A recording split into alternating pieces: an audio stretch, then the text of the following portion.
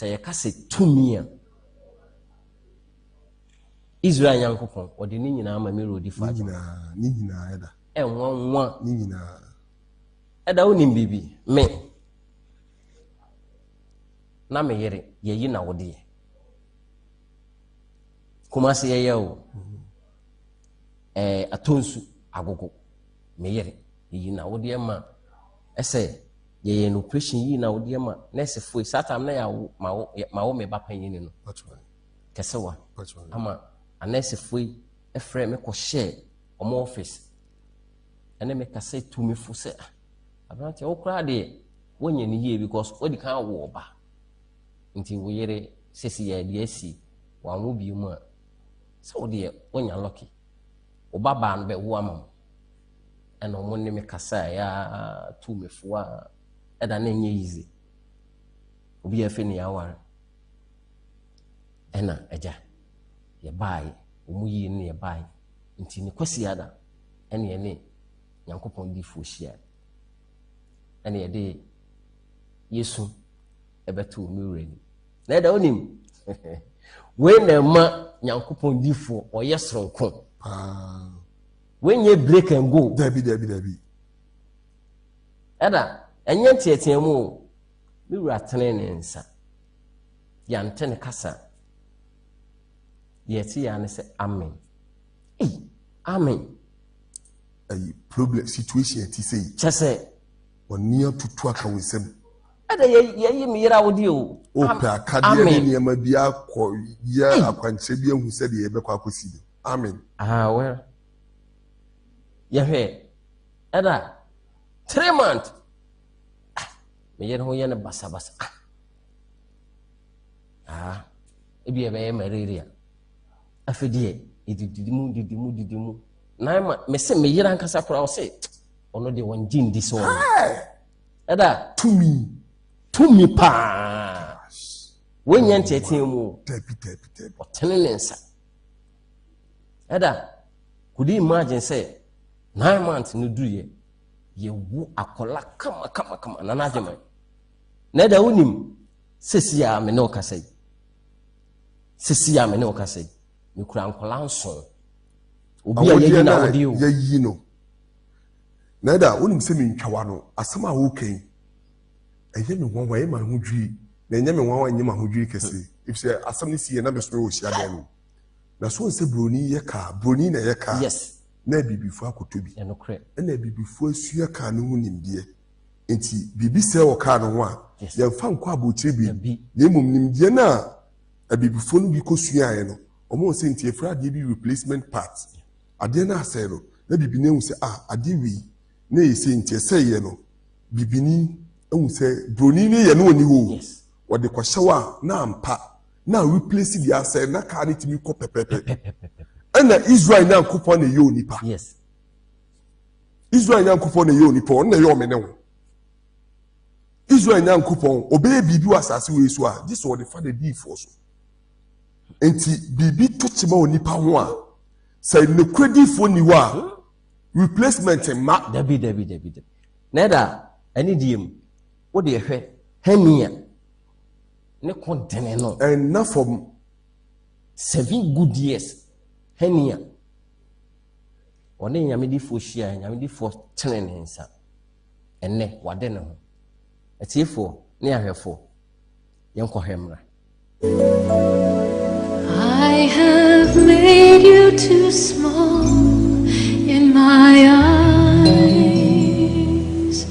oh Lord, forgive me, and I have believed. I have made you too small in my eyes, oh Lord, forgive me. I have made you too small in my eyes, oh Lord,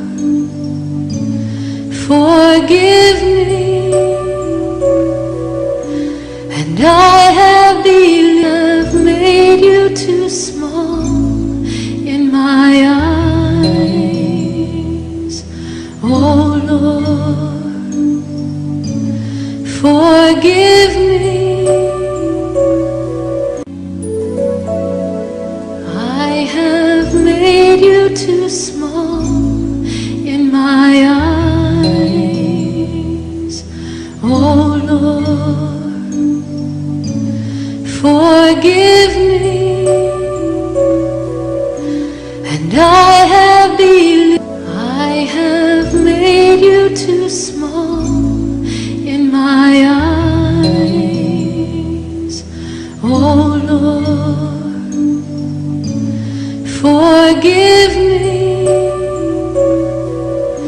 and I have believed.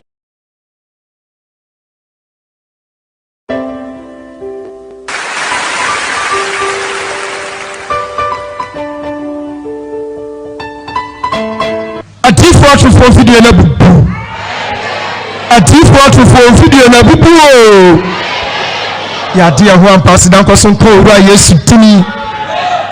me papa otifo me ni oba ma ise ohwe wotie ohwe ayaresa ohwe fa ahudie ohwe nkwa husani a unyankopon na muso ama ni nsaka onyamidifo so osese nyankwada onyamidi for so nyankopon to ne boas na onhyiraw onhyira yefuna ufiri ni baahye Israel nyankopon ba gien me papa otifo de ntia ma minu aba man o kasa ise mi me pa cho o se ebe 7 years onyankopon otifo ya le bia baba betena no so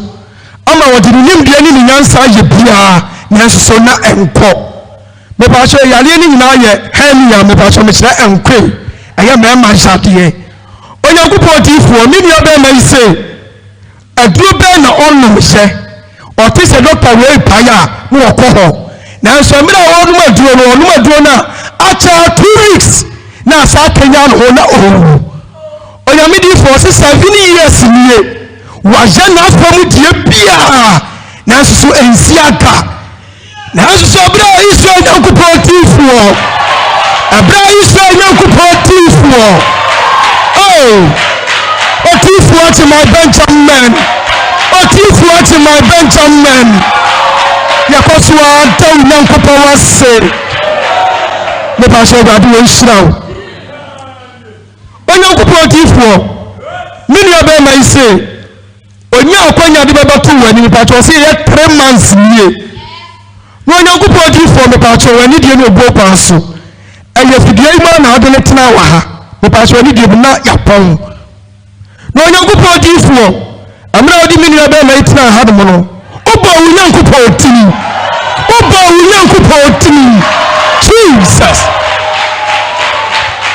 Israel nyankopon ba gien me pa so radio nhyira onyankopon tifo tumi nsano otiani ayare sansano abeka ni oba ma ni pakia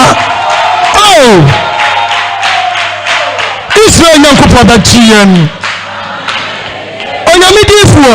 ni oba ma ise ansa no krampo na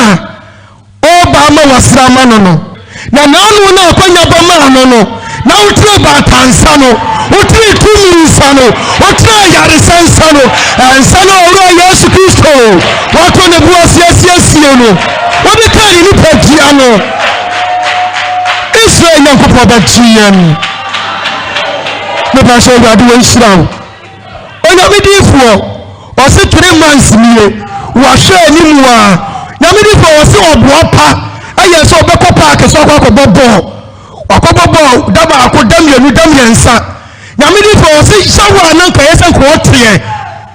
etoda na sabasi o ntimi ko adwuma che odafie nanso asedaka unyankopon ayeye ka unyankopon anase ka unyankopon Israel nyankopon da gien me pa so gadu nhyira onyamidifo o se Hernia na se nkwi na hano efiri na no 3 months nie odu nsaka na ade na okoko yema ne ba no wa hyeda akwa shop na so wo se unyankopon atu asiafi ni pakia mu a Israel nyankopon da gien onyamidifo me pa so se wa no nyina wa mo ho afode ansana sa kwanya no eba mo otre nsama no wa mama me ko items bia yena ma uya no kofro efisa ye ni nyankopon di asia no ye wuru bi dasa ye benya bibia fi nyankopon kyanya gese ya ba ho afode onyamidi fo so shadi kase o na mo so wa shodi amana wa de ho ye ni na asia nyina wakoso ade ma nyankopon kuto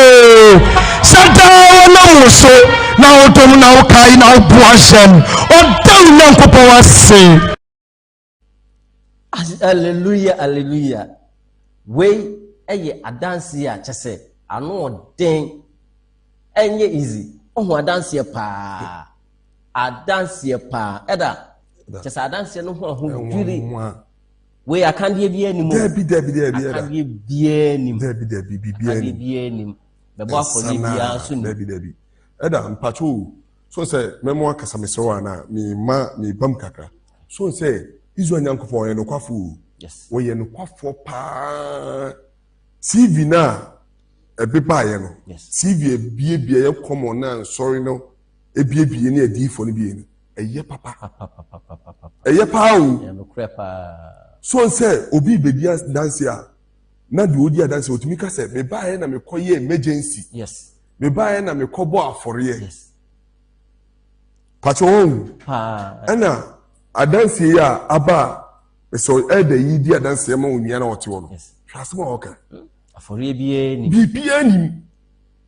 akandie bia nim ente sawo kristo su mu na eda eye me nwanwa say wo de hwe tresem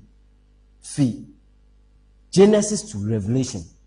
before bia ni wa Israel yankopon soma na obetonton ade Debi na so ene before de me nwanwa say ade ton edwadie ade a Yesu Kristo beka ho asem say yenjai eno na sese adifo yi ahye mu kena adifo yi aden die mpa na ekoso sa babia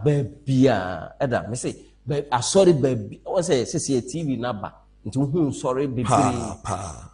ena me koto we ena me kobo afori we ena me koye emergency just an emergency so de akiri mi say komfo no che na patwan ho ne ye no ye emergency edu asori Debi yenye ni Kristo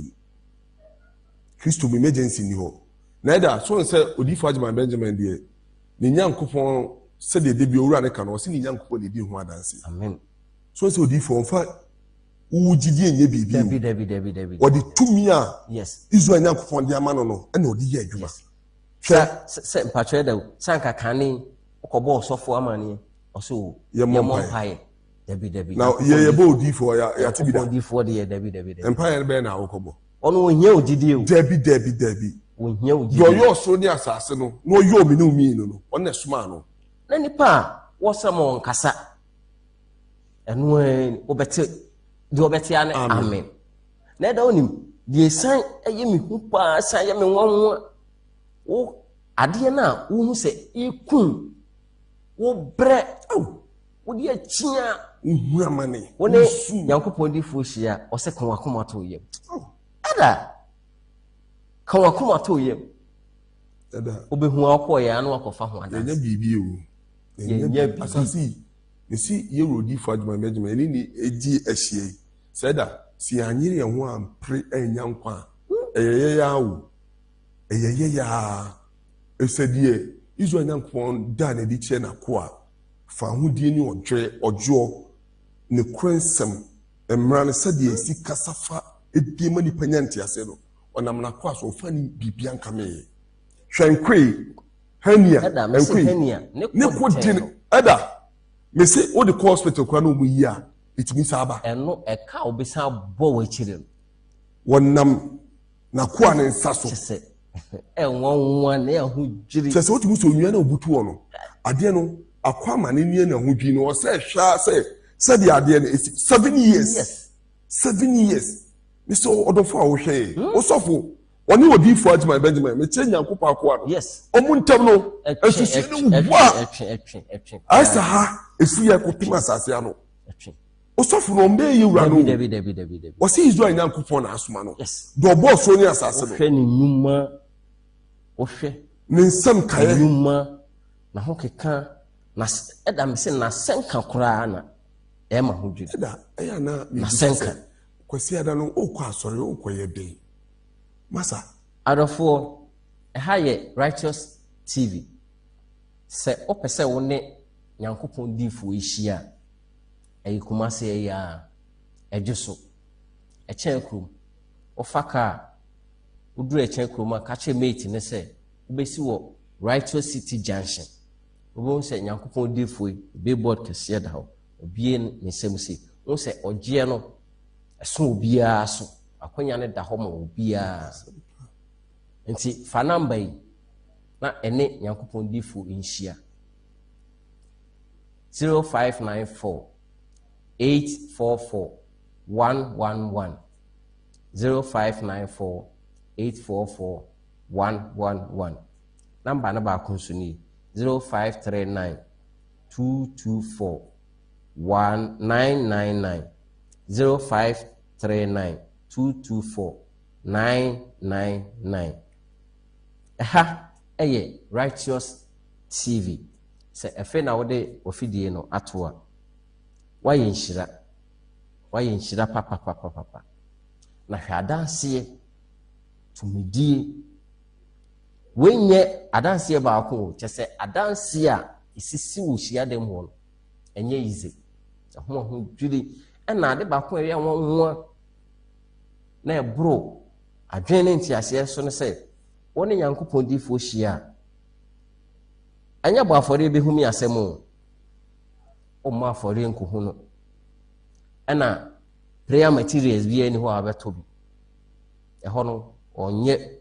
saa bo afore behumi ne prayer items ne prayer materials monya mpaebo akande ye dabi eho saa agudie no oni bi wo ho enti bomoden na ehu hia pa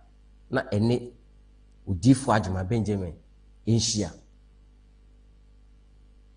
na okra ebenyankwa eda kyese wohwe adansie ya ahudwiri papa Hernia eda nye easy enough for 7 years enye me se nipa yi wonya sankoku hia difo ni bia obeto atodokunu nyina adifo dokono sanity so ohuna mane ohuna mane ade so aso usu pede obe nti ada no yewura kasa wo Righteous TV ya na asam no anchem ososuefo wo amane mu ade obesua wo no enye easy ansa na obesua wo no na abe a watwa wo no adifo na aba no so eda mpacho omutimu den wakwa ahwehihie mu no saa time no mo so nkokwa aso say na be mo no so enyeska so mbechimu no obenwan wo ma okwa ana wo so kwa wadwen ma wo so so opeoje hwe asoma ye kan a Israel Nyankopɔn nam na kwa aso a wasa akwayare onwie hwe wade no obi tifie sa problem ye bi da no so ohuna mane ye kasa iso wo hwe onu so ntu anamo yare sa no Israel Nyankopɔn nam na kwa aso mfa mfiri shade mo mfa ma ofi ade bia wo tu anamo no ade bia wo ye bia iso unya ho adaje de enti onuadofo tu anamo na one SOMAFO odifo Adwuma Benjamin enhia na wa obe se you asofo na chi ho ache wa ba fore ache na me kura menti ase o eda wo hwetwere ni mu a ase me de makwa momfa makwa na so asofo yi kyese momfa makwa na so ohu o pese ohu se saa bohye we ye no kura ene Nyankopɔn difo enhia me de makwa onso momfa makwa no so o pese ohu se saa bohye ye no kura ene Nyankopɔn difo me kire me ru difo ageman enhia Kumase ejoso echakrum Righteous City na obe se bohye no de KRISTO kan ho asem se me de makwa onso momfa makwa no se ye no kure pa na enema asofo na omama anka asem no ya atro nanso wasoma me ru difo ageman ama asem no bohye no aye no kure ene ni nhia na obe say you asem no ye no kure pa ejoso echakrum Righteous City Jenambay 0594 844 111 0594 844 111 number na ba konso ni 0539 224 999 0539 224 999 ene ni hia kosie de ya abono nso pa mu pepepe ena uku adanso mpae boda na uku adana akwanya kese a ona miwura so na ode amai obi bia ade bia ehia bread also o how bia aso wacha asofo na chim wache oba woni yakopon di fohia na wasiew asomdwem o ma afore bia onto aka de bia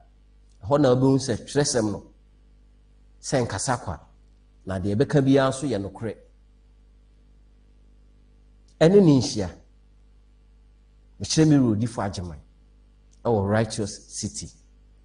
na asase no kra wo siso a wa be unse ju Israel yankopon wa be kae eda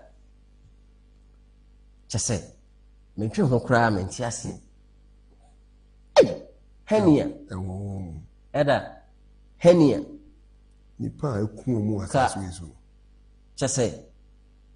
afore ne oil aye be suo gu so materials eda me se me tama mi ne yankopon di fo nhia me kwa asore eda unim se saata am kra no oh bon sambe na me ne me ge so kra na ekoyo na sofi aka kire me se misika sem mesi wa bi na ede friend say ehina kuku yes ede esi machinti me ye adwuma bia na me nyeska na egu na da no opropo bi hu ska nyina eda sata am so utua wu hu wojiaje me kwansi wache wo so akora na woji usika no wache no wojiaje me kwansi nyina obaji ni eda oni mo wo tricks papa say kwansi no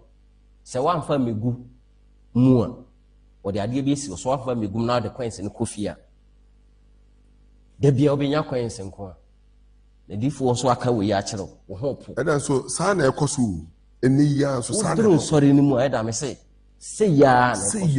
bichimusa eda so say adana me kan dia ya pa ne say sa wonte ne krenka ne krenhom no me chemi rodi for Adman Benjamin dia ba ne so ne krenhom aba ne so wonte ne kai wade wi uye bia wani jem na ade yewu unim say sa de tie e so for ba bia sa de ye no sa na ekoso enso be wi achi na osuni asasabo na eda so na da so okonya nkopon nchen de wo girl ene eko na wo pe ogie na sofo so etima so difo so so obenya ogie afri infa na nkopon be no adifo ne de o si a omo no ma ya bone no doso no papa na eda me say anka metime de mege abanya yankopon difo anim na nsuro na wo kura no udi chasa sasam no kwa ma wa no asam no so say ye ba ewura na ase no ani so say ewura so discipline you odi for ba ya suma no etime bia ni wo me say osuma ewura so na we nyina na yenim say ye bone o na mpacho wo be da beti ahia da mo kwa ma bia ba otim say ge yenim say ye bone na wo hwede e ba wo so by neno hwede e ba wo so suro kura say wonam na kwaso bibi nsem ya so say okra no asebe dan so no o se me dwen girl dey any girl ada ese yankopon di fo de se wo ne no anhia won wo be ya ade a chese eno de wo be ko oseyim nanso na osusu sei na wo ye ba wo ne osomafo no hia ena wo be hu se you eda na eda unim bibi unim se asofo no omunnim ade ye bone Debi o. Debi. Ani ti na o kan se bi o si boni for free. Yes. Na wo me pacho. Eno ho tumi. Me pacho mi o hiani. Me me da mo wa iskani. Insida. Enen sam phone America. Insida. Say enum dwa be no no. Insi. Umu ho kire o. O so be mo bia iskani. O fa kwa be so. Insi. na wo betima mo bia iskani ade na wo nyi iskani enti wo bone ade unim bone ade efa no bone no izo anyankopon da na di nche obede ewu unim bone wo damrato mu obede de bone afiri ontimi fa bone free nemum izo anyankopon soma na koa no wonam ne kure no honhom so adan bone su adi ye wade bi wo kora na ote asori dem na wo ye oba na obete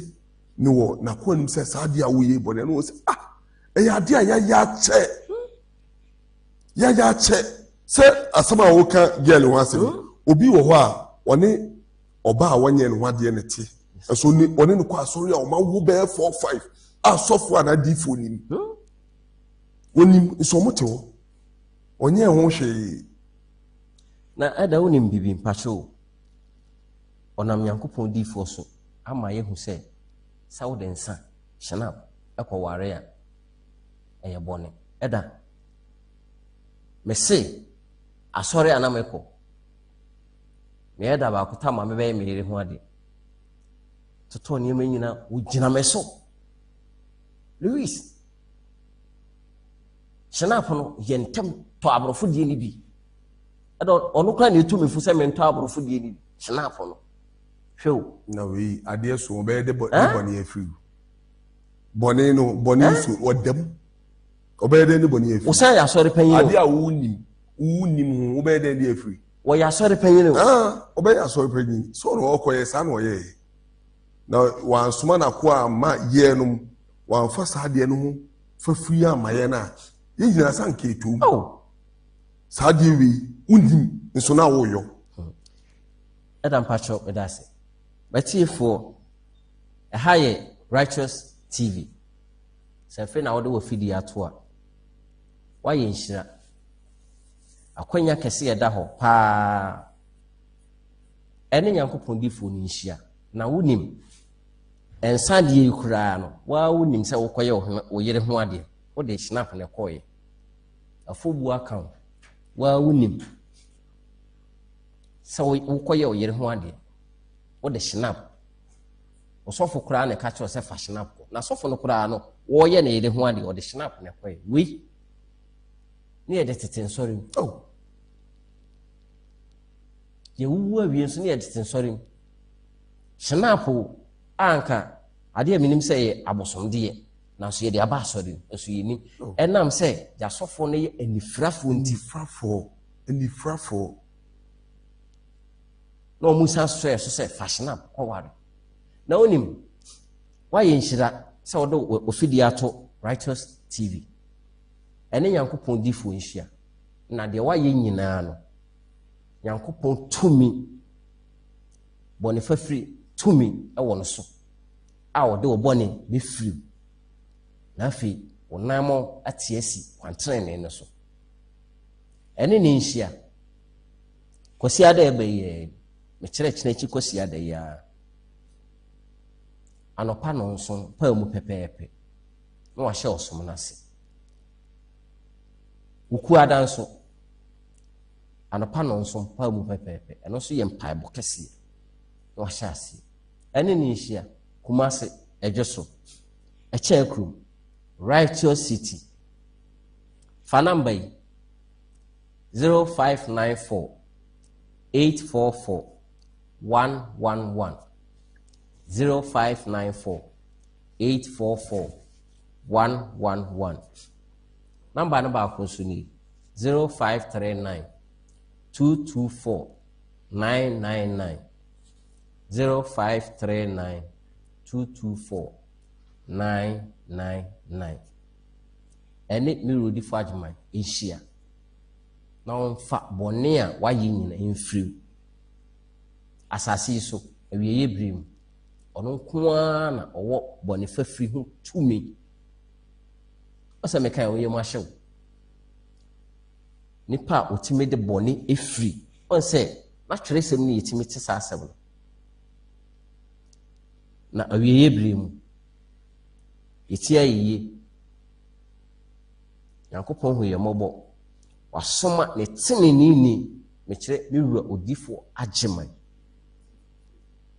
abaye mu